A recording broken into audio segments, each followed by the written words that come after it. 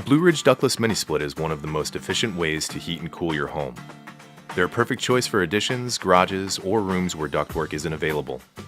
Mini-splits are energy efficient, quiet, and easy to install.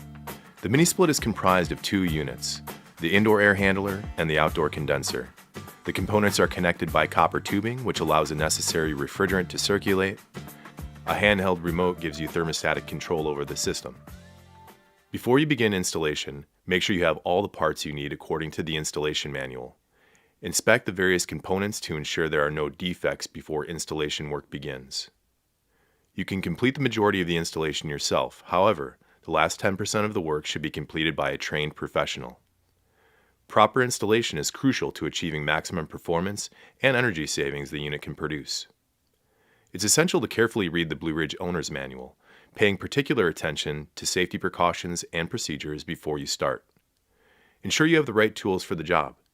Standard tools needed include the following: adjustable wrench, torque wrench, hex keys or Allen wrenches, a drill and drill bits, a hole saw, a utility knife, a wire cutter and stripper, Phillips and flat blade screwdrivers, a level, safety glasses, and work gloves. Your professional installer should bring the rest of the required tools, including manifold gauges, vacuum pump, flaring tool, and a dry nitrogen tank with regulator. To begin installation, choose a spot on the wall surface where you'd like the unit to be secured. The location should be free of obstructions near the air inlet and outlet, and should be at least 6 feet from the floor. Refer to the manual for more tips on choosing a location. Remove the wall bracket from the back of the mini-split indoor air handler. Hold the bracket in place, use a level to ensure it is horizontally level, then mark the screw holes with a pencil.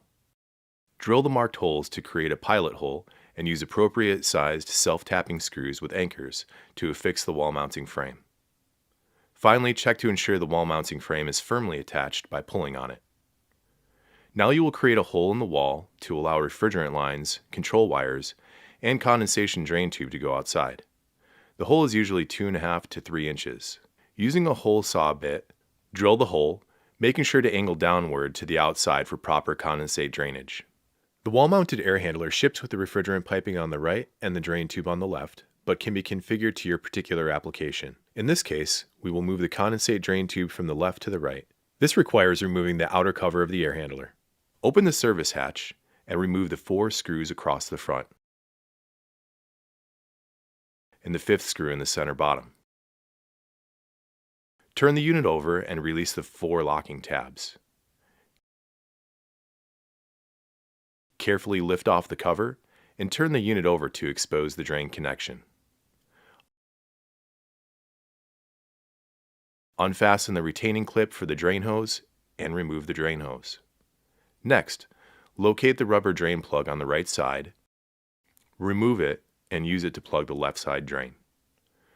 Replace the hose on the right side drain and fasten the retaining clip. Prepare to install the control wire by removing the wire cover and wiring clip. Push the color-coded multi-conductor wire through the inlet hole on the back of the air handler and pull a few inches through the front. Leave the cover open. You will make the wiring connections later. Now carefully unfold the refrigerant pipe, making sure not to crimp the copper tube in the process. Bundle the control wire, refrigerant lines, and drain tubing together with electrical tape to make sure it'll fit easily through the wall. An installation support bracket is an optional tool that helps by acting as a second set of hands holding the air handler in place while you make the inside connections and prepare to mount the unit. Lift the unit into place and carefully pass the bundled pipes and wires through the wall opening. Place the air handler on the wall mount, making sure it is firmly secured and your refrigerant line, condensate tube, and electrical cables are completely through the wall. Now you can make the multi-conductor wire connections. After cutting the length and stripping the wire, make the connections using a screwdriver. Replace the wiring clip, wiring cover, and close the front cover. You're now ready to install the outdoor heat pump condenser.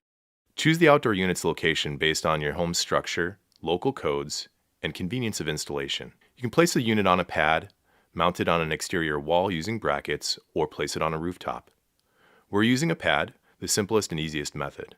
The outside unit should be securely mounted with bolts through the footholes before making any connections. With the condenser securely mounted, you can make your outside connections. The air handler unit comes pressurized with nitrogen. You will hear this harmless gas release when you remove the plug. Connect the flared copper ends of the line set to the pipe joint connected to the air handler. Using the adjustable wrench to hold the piping joint and prevent twisting, place the torque wrench on the union nut and tighten to the settings specified in the manual. Next, connect the drain hose by push fit and secure with tape. Carefully bend the tube bundle to be flush with the wall, making sure not to crimp the copper or drain tubing. Line set covers are an optional accessory that hides the appearance of refrigerant lines and control wires. Mount the backing to your exterior wall, and once the lines are run, snap the covers in place. Next, remove the panel that covers the refrigerant valves and wiring connections. Some models may already have the valves exposed. Remove the protective screw caps from the valves. Now you can connect the pipe joint of the outdoor unit to the copper line set. Start the union nut by hand, then use the torque wrench, tightening to the specifications in your manual. Next, connect the multi-conductor wire that is run from the indoor air handler to the associated terminals on the outdoor unit. Double-check the color coding to ensure the wires have been connected correctly.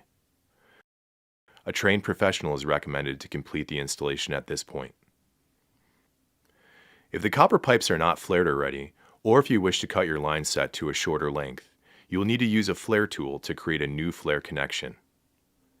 Use a pipe cutter to cut the copper pipe to the desired length, and a shaper to deburr the cut.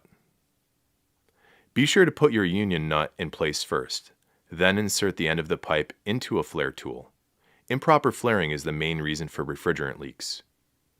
Refer to your installation manual for more detail on making proper flare connections. Make sure the flare connection is not tilted, cracked, or otherwise damaged before connecting. The refrigerant system must be completely sealed in order for the system to perform properly. Start with a pressure test to check for leaks. Using a yellow jacket adapter will allow you to connect standard service equipment to the mini split service ports. Use dry nitrogen and pressurize the line set and air handler to 100 to 200 psig. Then, using a soap bubble solution, spray down all of the flare joints and watch for bubbles to appear. If bubbles are present, tighten the union nut or, if necessary, reflare the copper. Next, the technician will use a vacuum pump and gauges to remove all air and moisture prior to releasing refrigerant into the lines.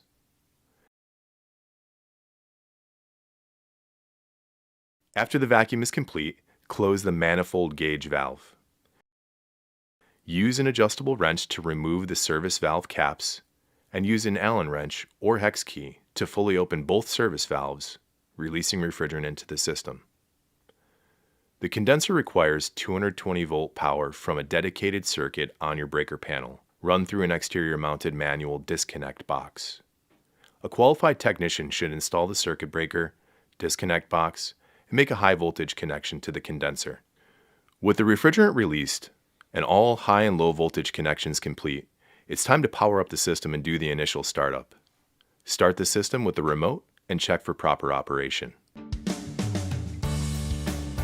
Congratulations on completing your new installation. If you haven't already purchased yours, check out the Blue Ridge mini splits available exclusively from www.alpinehomerair.com. Thousands of satisfied customers have made Blue Ridge the highest rated brand on the internet due to superior quality and factory direct pricing.